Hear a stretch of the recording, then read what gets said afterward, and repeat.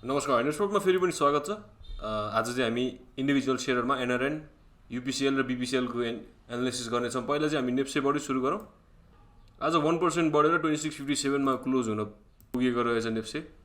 पहिला चाहिँ daily क्यान्डलबाट analysis सुरु गरौँ।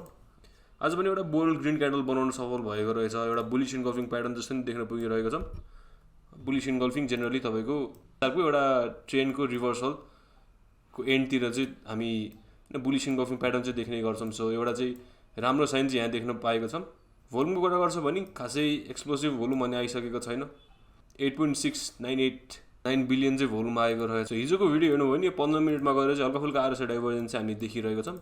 अनि सायद कि एउटा बाइङ प्रेसर चाहिँ एक्सपेक्टेडै कुरा गरिरहेको थियौँ भने हल्का फुल्का हामी बाइङ प्रेसर चाहिँ देख्न पुगिरहेको छौँ।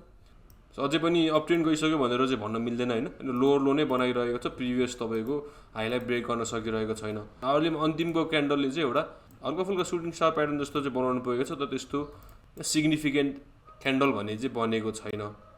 सो अझै पनि विकहरु चाहिँ दिनै रहेको छ। सो बजारमा चाहिँ अनसर्टेनिटी चाहिँ हल्का बाँकी छ जस्तो देखिरहेको छ। सेलिङ प्रेसर सकिसक्यो हो कि हैन चाहिँ यहाँबाट भन्न सकिदैन।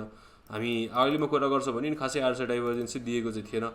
सो मेबी हल्का फुल्का सेलिङ प्रेसर चाहिँ बाँकी छ कि हामी एक्सपेक्ट चाहिँ गरिरहेको छौँ। तर अब प्रिभियस हाई नि यहीँ नजिकै रहेको छन् हैन। हाई यहाँबाट एस्टाब्लिस गर्न सक्छ। प्रिभियस हाई ब्रेक गरेर हाई एस्टाब्लिस गर्न सक्छ भने फेरि पनि हामीले सर्ट टर्ममा चाहिँ एउटा अप ट्रेन्डको चाहिँ सिग्नल चाहिँ यहाँबाट सुरु भयो भनेर हामीले भन्न सक्छौँ। अनि त्यहाँबाट भनेको फेरि नेक्स्ट रेजिस्टेन्स चाहिँ 2732 को हैन मेजर रेजिस्टेन्स फेरि टेस्ट गर्ने भयो भनेर हामीले भन्छौँ। तर अहिलेलाई चाहिँ कि त सेलिङ प्रेसर कसरी काट्ने छ अथवा यो प्रिभियस हाईलाई चाहिँ ब्रेक गर्ने छ कि छैन, मेन कुरा त्यहाँबाट हुन्छ।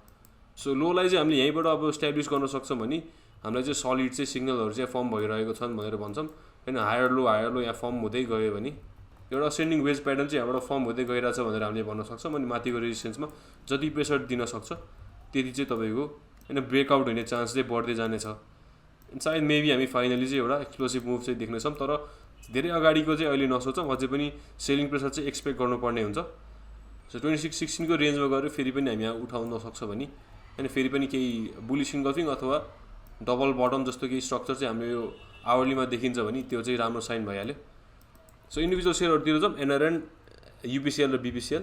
सो NRN हल्का हामी जुम आउट गरेर हेर्छौँ भने एउटा राम्रो चाहिँ मुभ लिएर आएको थियो NRN ले।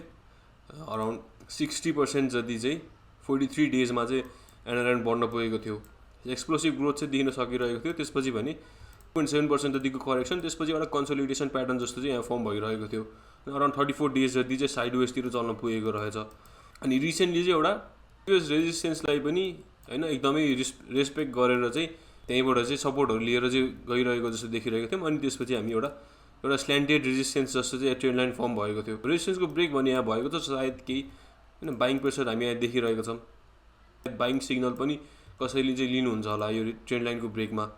ट्रेन्ड लाइन हटाएर हामी हेर्छौँ भने सर्ट टर्ममा जुन यो डाउन ट्रेन्ड जस्तो देखिरहेको थियौँ त्यो डाउन ट्रेन्डको चाहिँ यहाँ ब्रेक होला जस्तो चाहिँ देखिरहेको छ। अब NRNमा सायद एउटा केही मुभ हामीले एक्सपेक्ट गर्न सक्छौँ होला हैन। प्रिभियसली नै यस्तो राम्रो सेन्टिमेन्ट चाहिँ लिएर आएको छ। सलिड हाम्रो करेक्सन पछि एउटा मुभ ल्याउला जस्तो नि देखिरहेको छ। अब सलिड इन्ट्रीहरुलाई चाहिँ एउटा साच्चै अप ट्रेन्ड इस्टाब्लिस गरोस् अनि त्यसपछि भने चाहिँ प्रिभियस तपाईँको हाईलाई चाहिँ ब्रेक गरेर जान्छ भने त्यहाँबाट चाहिँ हामीले इन्ट्रीहरु लिन सकिन्छ। अथवा ब्रेकमा पनि अग्रेसिभ बायर हुन्छ नि त्यहाँबाट नि इन्ट्री चाहिँ लिन सकियो। मेन इम्पोर्टेन्ट कुरा भनेको यो प्रिभियस हैन सपोर्टलाई चाहिँ एकदम होल्ड गरेर बसिरहेको छ। इनिशियल हाम्रो स्टप लस सायद मेबी यही बिलोतिर राखेर चल्न सकिन्छ अथवा राम्ररी नै यहाँबाट हैन सपोर्ट लिएर जान्छ भने फेरि यो सपोर्टको हैन लोअर लेभलतिर पनि स्टप लस चाहिँ राख्न सकिन्छ। लङ टर्ममा हामी हेर्छौँ भने एक हिसाबले हल्का फुल्का आरएसआई डाइभर्जेन्स चाहिँ दिइरहेको छ डेलीमा। तर सिग्निफिकेन्ट स्ट्रक्चरको ब्रेक नभएसम्म चाहिँ डाउन ट्रेन्ड गयो भनेर हामीले भन्न सक्दैनौँ। एनभाइरोमेन्ट सलिड सेटअप चाहिँ हामीले देख्न सकिरहेको छौँ। सर्को सेयर रहेको छ UPCL आज भने हल्का फुल्का करेक्सन दिएर 469 मा क्लोज हुन पुगेको रहेछ। UPCL ले चाहिँ हामीले प्रिभियसली कुरा गरेको रेजिस्टेन्सको ब्रेक पछि चाहिँ एउटा अप ट्रेन्ड एस्टाब्लिस भएको जस्तो देखिरहेको छ। हाई चाहिँ फर्म भइरहेको छन्, हायर लो पनि फर्म भइरहेको छन्। सो यो पनि हाई लो चाहिँ एस्टाब्लिस हुन सक्यो भने हैन राम्रो चाहिँ मुभ हुने भइहाल्यो।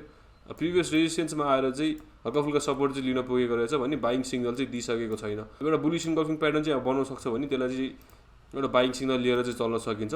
तर अब प्रिभियसली नै बाइ गरिसक्नु भएको छ भने अझै पनि होल्डै गरेको राम्रो जस्तो देखिरहेको छ।